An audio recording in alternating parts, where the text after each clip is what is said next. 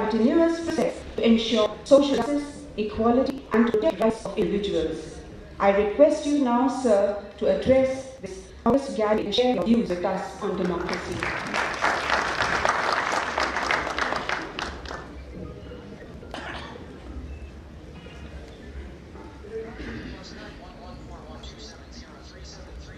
Professor Dadich, Professor Bhanu Pratap Mehta ji, Ms. Sahib, Professor Sharma, I want to extend a warm welcome to Professor Bhanu Mehta to come back to the campus and to Jaipur.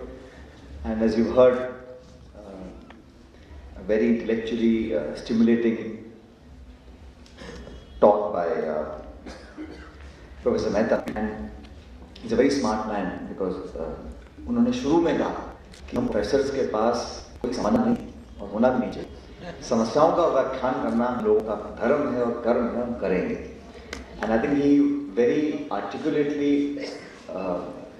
covered a whole variety of issues and the problems that our nation is.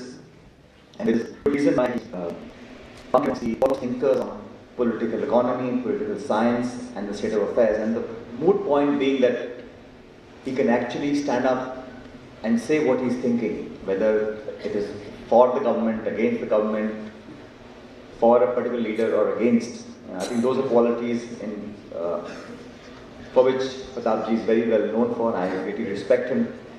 Met him many times, but I think for the first time, Professor Mehta, I've heard you speak for half an hour, and it's been a sheer delight to hear your thoughts on this. And I have to confess that मेरा संबोधन इतना intellectually complicated नहीं होगा और मैं एक राजनेता तो नहीं, लेकिन कम से कम एक पॉलिटिकल नुमाइंदे की तरह अपने कुछ सुझाव अपने सामने का। थैंक यू वेरी मच दादी साहब, आपने इस सेमिनार के माध्यम से अलग अलग लोगों को बुलाया है, राजस्थान से, जयपुर से और आसपास के सब प्रोफेसर्स, स्टूडेंट्स, लेक्चरर्स यहाँ पर आए हैं। और मुझे लगता है कि इसी प्रकार के कार्यक्रमों से हम लोग अपनी क्षमता को बढ़ा सकते और अपनी कार्यप्रणाली में, and I believe that politicians are not the repository of all wisdom. I mean, it will be a very silly person to assume that just because you are an MP or NA or CM or PM, that you have mastered the art of knowing around the universe. Therefore, everybody, especially policymakers, have to be open to all sorts of ideas, even if they are as critical as you would not like them to be. And that is the healthiest form of debate which we in India must pride ourselves in. One of the speakers said, look around us in our neighborhood. Democracy, countries out of roughly 200 are democratic. A very vague term because there are many shades of democracy. There is a democracy in Russia. We know about the democratic index there. We know there's a democracy in Singapore. It's a partial democracy because there are 3 seats and there are 3 contestants. So there's not much choice left for the electorate. But that works for Singapore. In our neighborhood, Bangladesh, Pakistan, Sri Lanka, all sorts of different countries are. In India, we are certainly democratic. I think we must take great pride in the institutions that we've developed, that we can be as democratic as we are. In fact, I was some years ago, and it was said in India, there is actually a democratic tax. The GDP would grow at 2% more if we were not so democratic. हमारे यहाँ पंचायत में, गांव में handpump कहाँ खुदेगा, उस पर भी महीना 2 महीना खूब चर्चा होती है, सरपंच में, वीडियो में, वार्ड मेंबर में, प्रधान में, एमएलए में. So we keep a lot of discussion and it takes very long time for us to come up with solutions to the problems.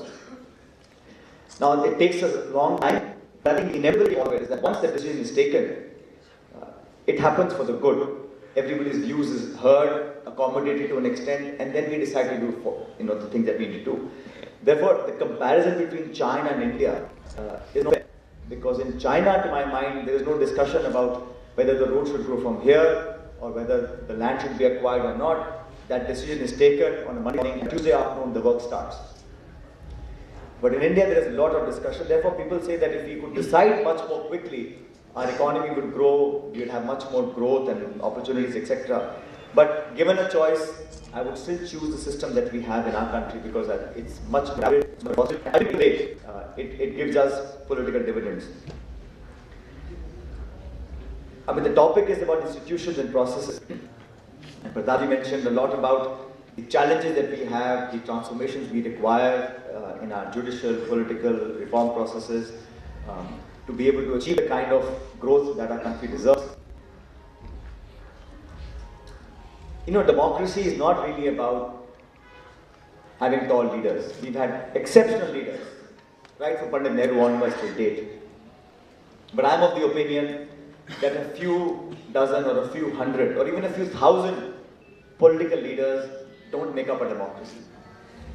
Democracy is inherent because the people who are actually voting believe in the system and are really the ones who have to be given credit. People sometimes think that in the early 50s when we had our first elections, the Western democracies thought that India में democracy का कोई मतलब नहीं है, गवार लोग हैं, अनपढ़ लोग हैं, भूखे लोग हैं, इनको क्या पता चुनाव क्या चीज होगी. And we proved them wrong when we had a first election.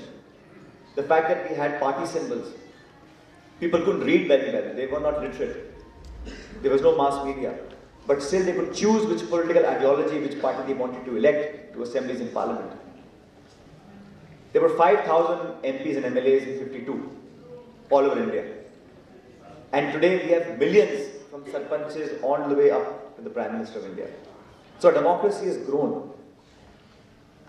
It has become a beacon of hope around the world. We don't know so much because we live here, but if you go outside of India, people appreciate the huge country that we are and still being inherently democratic and successfully democratic.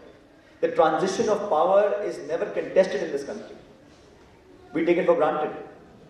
In how many countries around the world, incumbent governments lose elections and there is confrontation, there is civil strife, there is army intervention, there is incumbents stepping down and using the force of political power to stay entrenched.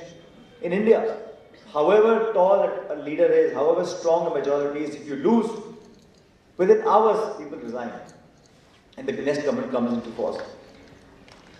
These are all things we take for granted because it's come so easily for us. Pratapji talked about the opening of the economy, the crony capitalism that has come into play, and I agree with him. The one thing I have to agree is the fact that our banks are sitting on NPAs that are going to cause troubles of the kind that we haven't even imagined. The bad debts, the non-performing assets on the books of our banks is something that we have not taken cognizance of. But our economy is growing at 7-8%, not because of some really imaginative thinking. It's because of the strength of our workforce, it's because of the depth and the strong fundamentals. Every economic indicator in India for the last 15-20 years has been looking northwards because there is faith in our country. How many nations around the world can you go and ask young people that in 300 years or 200 years, where do you see your nation state? There are many countries which will not give you a positive answer. But you ask anybody in India today, do you believe India has a bright future? I can guarantee you about 90% will say yes, we do. You ask any young person today, do you think we will grow, we will make our presence felt on the global platform? Is it 21st century going to be India's century? Majority will say yes, because we have faith in our present and in our future. Now you can blame all the ills of this country on politicians. It's the easiest thing to do. The lowest hanging fruit, the biggest, fattest punching bag that you can see is देश में अगर कुछ गलत हो रहा है तो नेताओं की वजह से हो रहा है. But make no mistake, the fact that we got independence 65 years ago and where we are standing today, a small, tiny, not too much, but a tiny bit of credit has to be given to people of that generation and this generation who have upheld the values of democracy, who have put the ear to the ground and listened to what people are saying and still delivered to this country a functional democratic nation state which is independent and fiercely independent. Our election commission today is ranked amongst the top in the world because the government has allowed it to be like that. Please understand. The Election Commission is formed by Act of Parliament. Politicians have imposed restrictions on ourselves. The anti-defection law, imposed on governments by politicians. The fact that you can't make more than 10% of the members of assembly as ministers. Self-imposed restrictions to better our system. It is not a perfect system.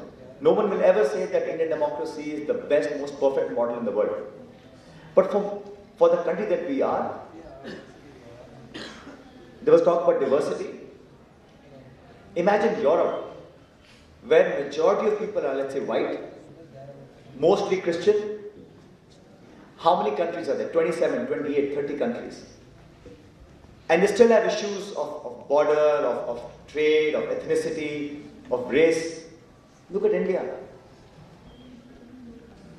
If you go to Punjab on a nice winter afternoon to have lunch and meet local people in Muktsar or Amritsar, Bathinda, have a discussion with those people, and you take a 2-hour flight and go to Trivandrum, Cochin, Kovalam and have dinner there, you'll feel you're on two different planets. Khana, pani, roti, sabji, bhasha, dharam, shakal, akal, bhasha, everything is so different that not even two words are same. But we think it's okay because it's made to be okay. It could have all very well fallen apart. And I know someone might think, well, this is all done, let's focus on the bigger things. But unless we take a step back and look at what we've achieved, it's not a small achievement. For us to still feel the great sense of Indianness, the sense of patriotism that has been delivered largely by our democratic processes, but to some extent, let's say by Bollywood or cricket, which makes us all feel Indian. You go to Nagaland, you go to Kashmir, absolutely different. The topography, the weather, the climate, the clothes, the custom, religion, everything.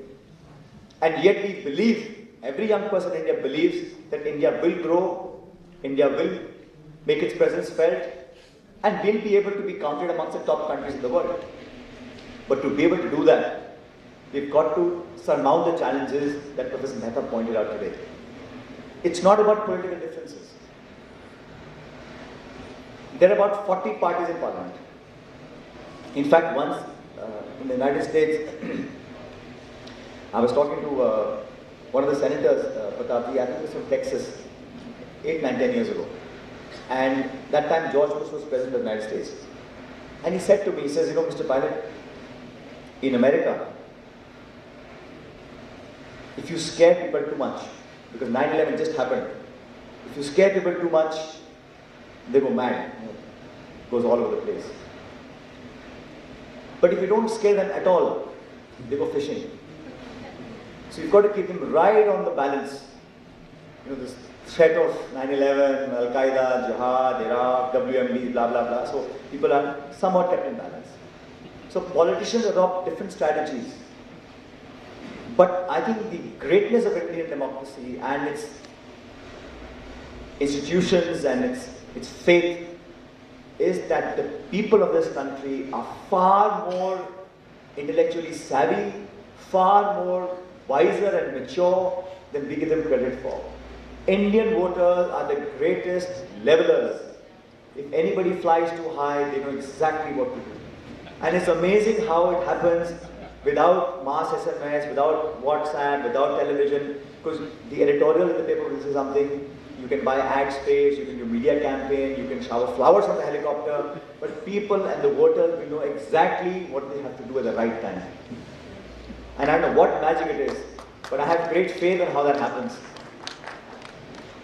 But people in politics who have chosen this profession have slightly greater responsibility to deliver. Now everybody has duties to do. We have taxes to pay, you have to work hard, you have to be an effective contributor to the economy, to be productive, to be enhancing the interest of the nation. But politicians certainly must lead by example.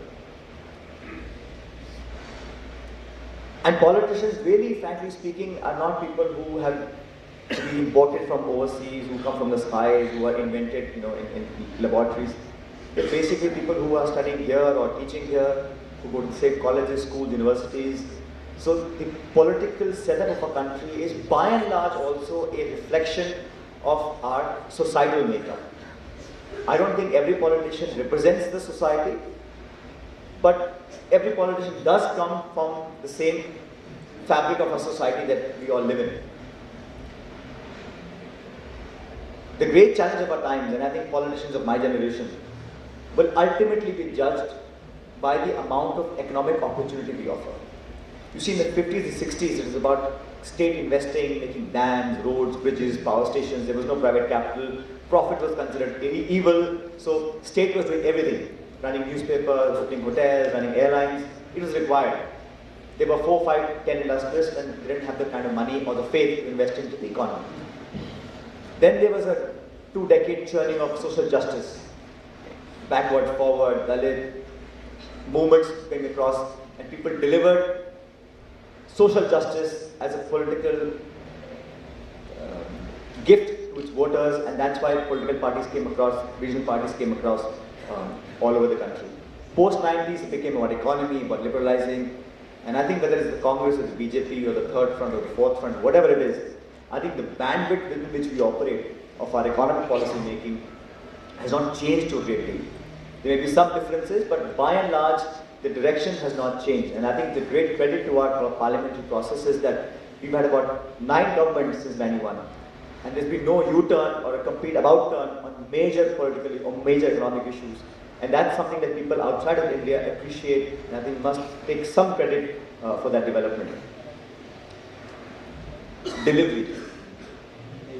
Now, what's the difference between if somebody kills somebody and that relative of the victim takes a gun and shoots the killer? It's revenge, it's medieval justice, but the killer is dead. But if the same killer is put to a trial, judge awards him sentence of death by hanging, and the hangman hangs the person, that's justice. In both cases, the killer is dead. So how you deliver justice, how you deliver emancipation, how you deliver things to society also makes a difference. You can do a Robin Hood style, I'll tax all the rich people, take all the money, give it to all the poor. Or you can have a trickle-down policy, which me and my party believe in, an inclusive growth, where everyone believes that this is my contribution. When I pay taxes, I feel proud that I will have some public good that will help me and my generation and my kids and grandkids to live a better life. Delivery of system is, I think, a far more important thing to focus on than on manifestos and making promises and poll gimmicks. One important issue that was touched upon by Pratapji was education. And I find it absolutely amazing how most people will want to send their children to private schools to study, to learn better education, to get more fluent in English, and sending kids to private school and looking for a government job. Nobody wants to send kids to a government job and then look for a government school, look for a private job. We've all been to universities, and I think all of you know our higher education. I went to Delhi University. My 3-year college fee was about 8, 9, 10,000 rupees. Today you go to a good English medium private school in Jaipur, every child is paying between 5 to 6,000 rupees a month. Now I fail to understand why we have not been able to invest more in the primary education. It's not how much money you have. A society will become more tolerant to individual level, like Pratapji said, more accepting of other people, much more progressive, not because how much money you have, it's how educated you are. Education really, to my mind, will clear up in the next 20 years a lot of the obstacles that we face today. The fault lines, the fissures, the animosity towards ideology will all get eradicated if we are able to give quality education to everyone. We've made laws about universal education, about right to information, trying to make things more transparent. Every government tries to do its best. But education is something, primary education, we have enough IITs, IIM, there's always a fight. This state wants IIT, they want IIM, they want universities, which is great, fantastic. But how many state governments are fighting with the government of India that we want more primary schools? We want more outlay for midday meals, we want high investment in class 1 to class 5. Those are the formative fundamentals that we require for a young generation to become more productive and more employable. Today in India, we need 15 million new jobs every year just to sustain the current level of unemployment.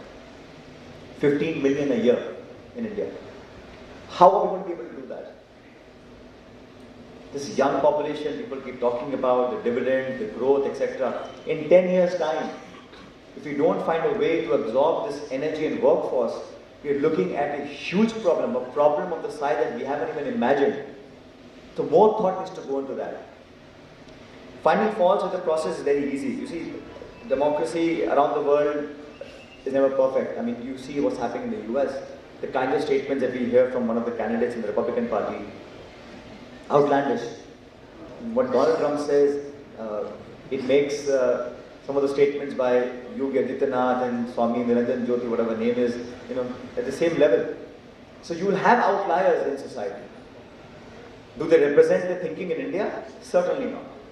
You may be MP, you may be minister, you may be a very high-profile person in the media, but an extremist outlook will never be accepted in this country in the long run. People may get swayed by emotion, but in the long run, I am confident. You see, you can win an audience, you can get people to clap, you can sell ideas, you can sell dreams, you can get emotions to run high, you can make Ganesh ji drink doodh. But in the long run, people will know. Indian audience claps and they laugh at jokes, they get very emotive and excited. You talk about revenge from across the border, you talk about what you will do, and that emotive rousing of emotions, really gets you, a month or two of high voltage politicking. But every Indian understands that in the long run, and Pratapji is right, in the long run we're all dead, but in the long run, I mean 2, 3, 4 years time when we face elections, people understand that here is a set of people that have the capacity and the willingness to be inclusive, to take people along, to be open to criticism, to be open to say yes. It takes a very large-hearted individual to apologize. To say sorry is one of the most difficult things for a person which carries a huge packet of ego on his back. But if you are humble, if you're acceptable of criticism, if you negotiate your way, and in India I've seen our cultural ethos, 5,000 years of history in this country, you can forgive people for incapacity in management, academic short-sightedness, no capability of governance. But if you are humble and accepting, all is forgiven. This country loves people who fold hands and who say, yes, it is wrong, let's accept it and move on. Those qualities are required for people who have leadership qualities. You cannot be a leader, you have to be strong-minded, you have to be determined. At the same time, you have to be flexible enough to understand that the views that you're projecting are not acceptable to most. And that's a real important trait of a leader in any democracy. A few things I want to point out here, since we have a lot of intelligent people who are listening to what we are saying this morning. One is about judiciary. It was said that our political party is really reflective of the grassroots aspirations of India. Or there are some non-government organizations, some individuals who are doing it without any motive but still are working on the ground. Are those people more representative of the views and thoughts and philosophies of the common man in this country? Why is there more faith in what a Supreme Court judge says than what the Parliament decides? We have to fix that perception. Because 2.5 million people, when they elect a member of Parliament, whoever that person is, that is the collective wisdom of 2.5 million people. When that person goes to Parliament, he or she sits with 500 elected MPs, takes a certain view. It's up to us as politicians to improve our lot. How do we do that? In politics, if you have people with certain sense of conviction and belief, who are doing things primarily for the right reason, a larger quantity of younger people, educated people with good backgrounds, when they come into public life, will change that. I think that churning has already happened. We're getting a lot more people in Zilla Parishad, in municipalities, in Pradhan, Pramukhs, MLAs, MPs also, who are now seen to be in a much better perception space than it was 15 years ago. And that's going to happen. It's inevitable. And any political party that shuts its doors to such individuals coming to its fold is doing injustice to our country.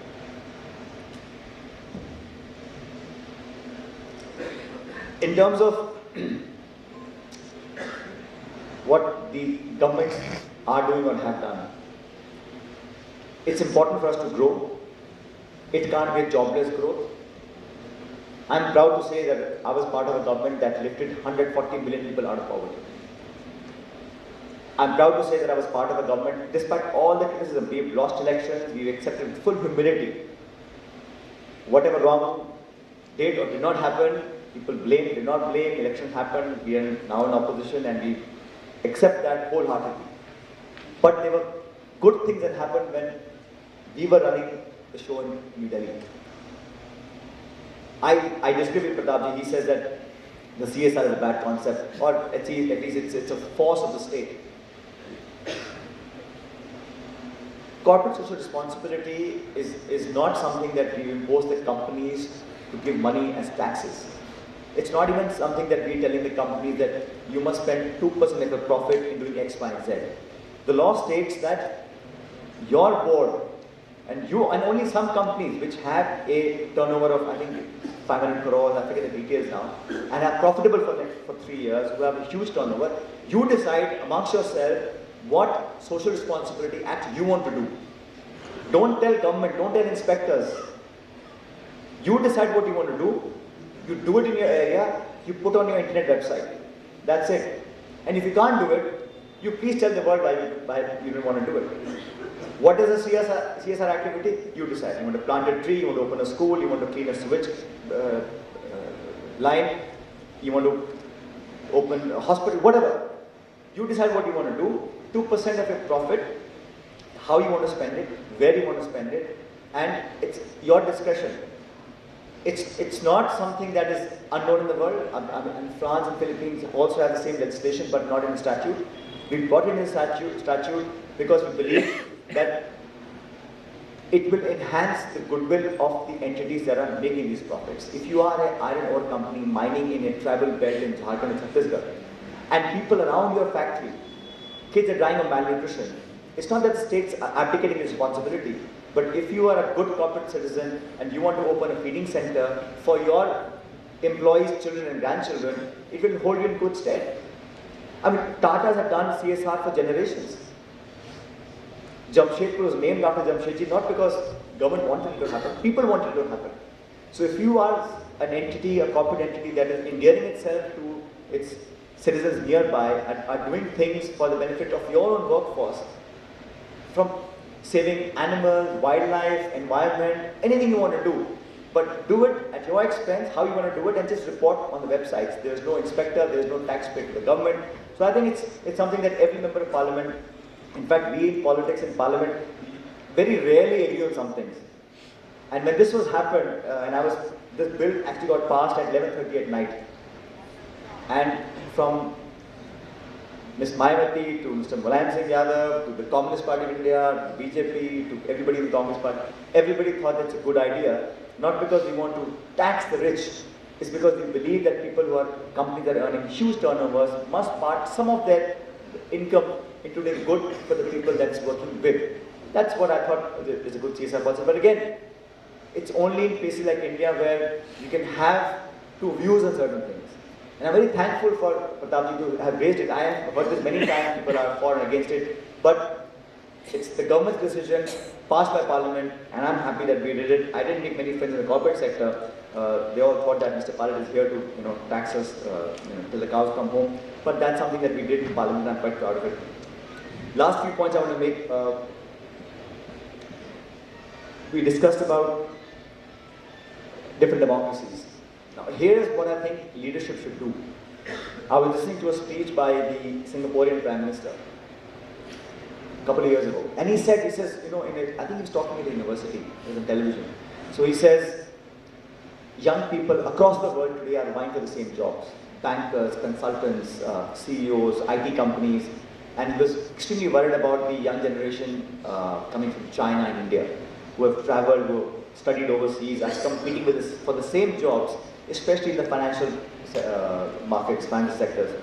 And he says, how do we as Singaporeans distinguish ourselves from the same people who go to Harvard, Stanford, IIT, IIM, they're all same competitive workforce. He says we can differentiate ourselves by showing and saying that we have more integrity than others. That's a USP that Singaporeans want to sell, that we can do the same job with more integrity.